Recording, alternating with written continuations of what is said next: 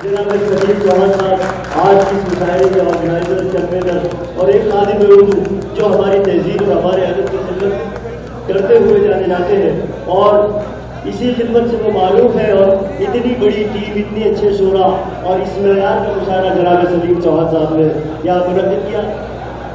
और उससे पहले इस मुशायरे के मेहमान खुसूसी सदर मुशायरा मोहतरम सैयद फरहान वासी साहब के इस तो मोहब्बतें में बड़ी अजीब चीज़ होती है, पल तो पल में बड़ी बड़ी पहचानें करवा देती है।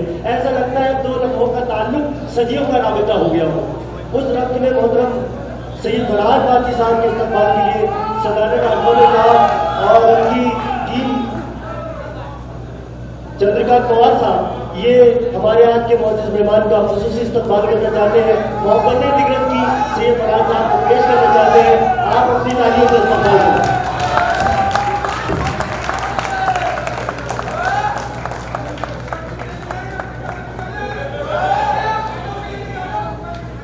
सलीम भाई बहुत खामोश मिजाज आदमी है, लेकिन जब बोलते हैं तो बड़ी बोलते हैं और बहुत ही बड़ी बोलते हैं।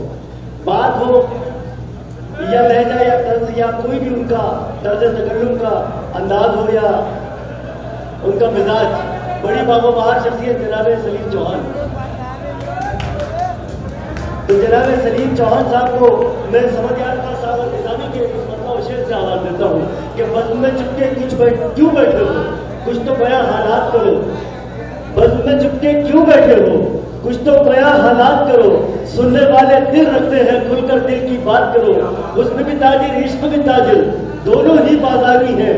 इन दोनों का नाम न लो और किसी की बात करो। जनाब सलीम चौहान साहब आ रहे हैं, फरहान वासी साहब का इस्तकबाल हो रहा है। आपकी तालियां दुगनी होनी चाहिए। इस्तकबाल करें जनाब सलीम चौहान। सर मैं दो शब्द बोलना चाहता हूँ। असलम चौहान साहब का मैं बहुत ही शुक्रगुजार हूँ कि जिन्होंने यहाँ पर सारी जन्नत उतारी है। क्योंकि साहब हम तो समझते हैं कि जहाँ दोस्त होते हैं वहाँ ही जन्नत होती है। और इस वक्त मैं कैफी आजमी साहब की चार पंक्तियां भी बोलना चाहूंगा। लिखी तो गई है मोहब्बत के लिए, लेकिन हमारा ये मानना है कि हमारी दोस्ती हमारी मोहब्बत है। तो पेश है तुम जो मिल गए हो तो ये लगता है, तुम जो मिल गए हो तो ये कि जहां मिल गया, कि जहां मिल गया। एक भटके हुए राही को कारवां मिल गया। Thank you so much. हमने इस मुशायरे में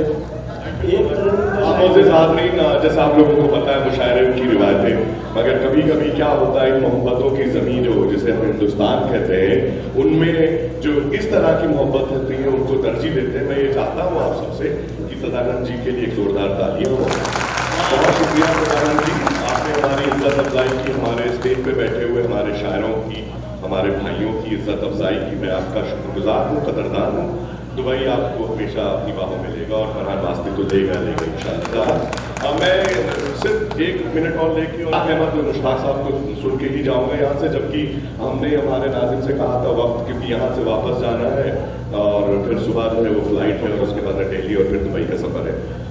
मैं बहुत शुक्रगुजार हूँ। मैं जब आ रहा था यहाँ पे डिप्रेस तो मैं अजीब कश्मकश में था, मगर मेरे साथ मेरे दोस्त सलीम चौहान की मोहब्बत थी। उस मोहब्बत का दामन पकड़ के यहाँ तक आया हूँ और कहते हैं अगर जितना मुश्किल से आपकी मोहब्बत होती है उतनी ही ज़मानों तक की वो मोहब्बत रहती है, और वो दर्जात है मोहब्बत के जो अल्लाह ताला कबूल करता है। तो ये जितनी मसाफत तय करने में मुझे तकलीफ हुई है, मगर आप सब लोगों से मिल के, आप लोगों ने जिस तरह से अपनी समातें दी हैं, जिस तरह से मोहब्बत दी है, जिस तरह से आपने हम लोगों को अपनाया है, और हमारे साथ हमारे शोराए का, हमारी नई जनरेशन, ये मुशायरा ही जो था यूथ इंटरनेशनल मुशायरा था, इन लोगों को सुना। मैं तकरीबन 30-35 सालों से मुशायरा सुन रहा हूँ, नातिया मुशायरा हो या नॉर्मल जो दुनियावी मुशायरे होते हैं उनको सुन रहा हूँ। मैंने आज तक ये नहीं सुना कि 10-11 तहत के शायर पढ़ रहे हो और आप सब लोग उसी तरह दाद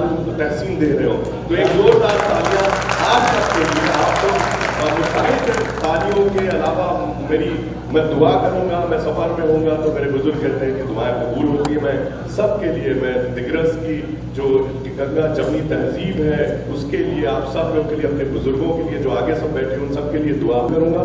और मुझे लगता है जो आपने नईम फराज साहब एक बात कही थी कि यहाँ बड़े बड़े शोरा इकराम बहुत पेमेंट मांगते हैं, तो मुझे ये लगता है कि अगर ऐसा नहीं होता, यकीन जानिए अगर ऐसा नहीं होता तो इस लाइन से लेके उस लाइन तक इतने अच्छे खूबसूरत शोरा नहीं होते।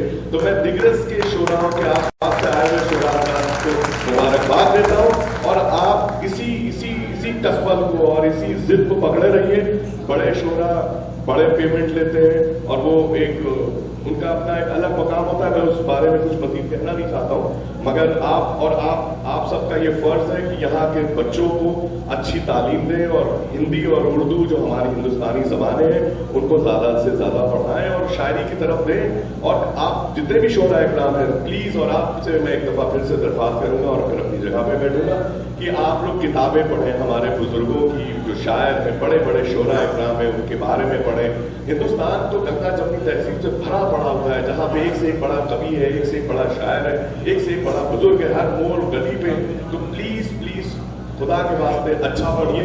और मैं उम्मीद करता हूँ कि अगली बार सलीम चौहान और आप लोग मुझे जरूर बुलाएंगे, और अगर नहीं बुलाएंगे तो मैं खुद आ जाऊंगा, अगर मुझे पता चल गया। और ये चाहता हूँ जब मैं आऊँ तो 2-4 शोरा इकराम ऐसे हो। मैं तो सोच रहा था कि ये जिनको मैंने कहा है उसके बाद मैं बड़ी पशोपेश में फंस गया हूँ कि और किसको ले जाऊँ, क्योंकि वहाँ पे मखसूस होते हैं शोरा। तो मैं इंशाल्लाह अल्लाह ने जिंदगी दी और आप लोगों से मुलाकात रही तो अगले साल आऊँगा, मगर आपकी ये जिम्मेदारी है कि जब मैं आऊँ तो इसमें इजाफा होना चाहिए। बहुत शुक्रिया, बहुत बहुत शुक्रिया। Love you all. दुआओं की दरख्वास्त। अस्सलाम वालेकुम व रहमतुल्लाह। Thank you.